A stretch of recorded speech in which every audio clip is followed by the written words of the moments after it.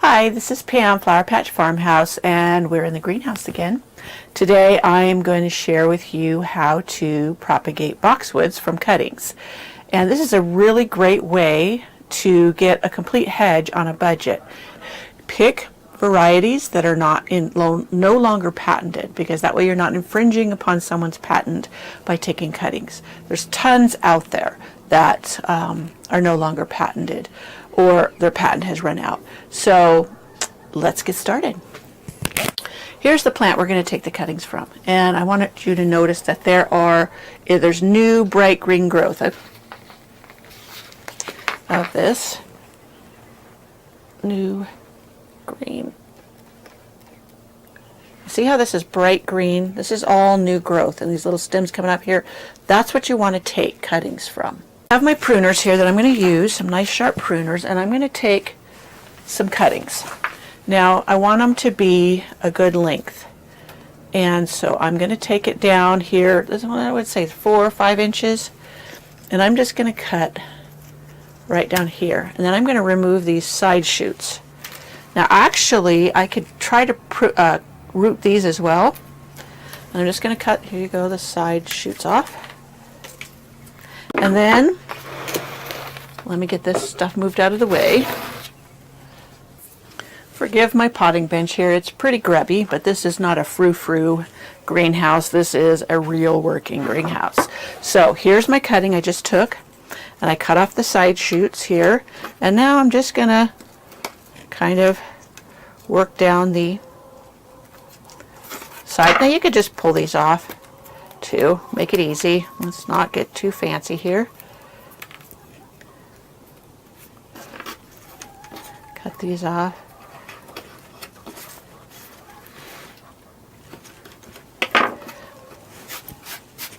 And I have my rooting hormone, which I'll have a link to it in my blog post.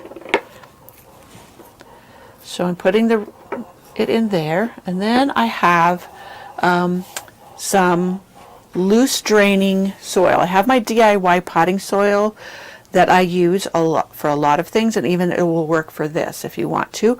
Or you can make it a little looser, like mix half compost, half perlite, and skip the peat moss or the coconut coir. But you know what? I just go with my regular mix, and I've had success.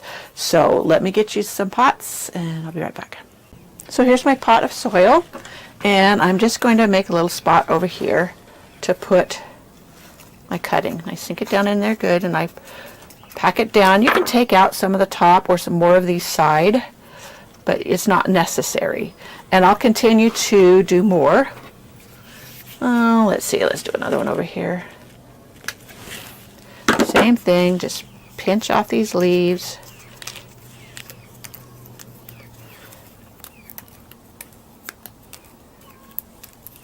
Put it in my rooting hormone. You can use the powder or this liquid. I like this liquid because I get the concentrate, and I can make up a whole bunch and to use. And I'll just go around the pot this way with these cuttings. Dip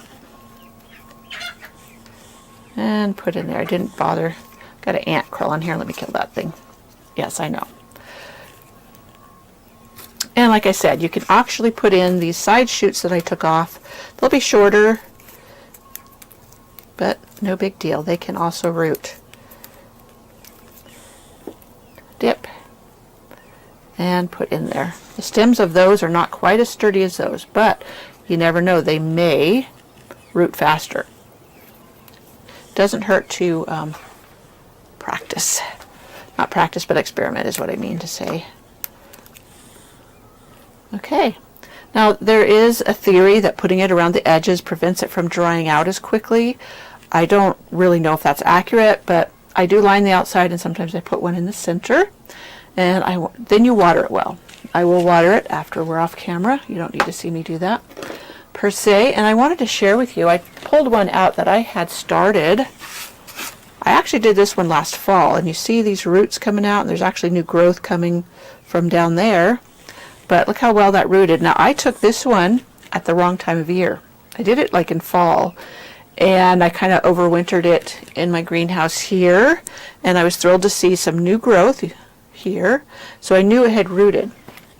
Now here's another one that was in the same pot, and I'm not sure it has rooted because I don't see as vigorous of new growth, but let's check it out and see. It won't hurt it for me to pull it up.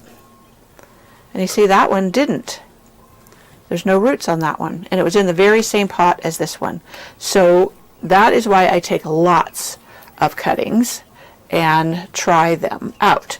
Now here's another pot that I did, and again, I don't see any new growth on them, so more than likely they haven't rooted either, but let's take one out and see.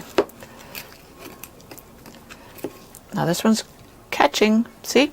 No new growth. So don't be afraid, or I should say really, it's very advisable to do many at a time. Now I'm going to go ahead and put this into a pot of its own and let it grow on to become a big, fat, healthy plant.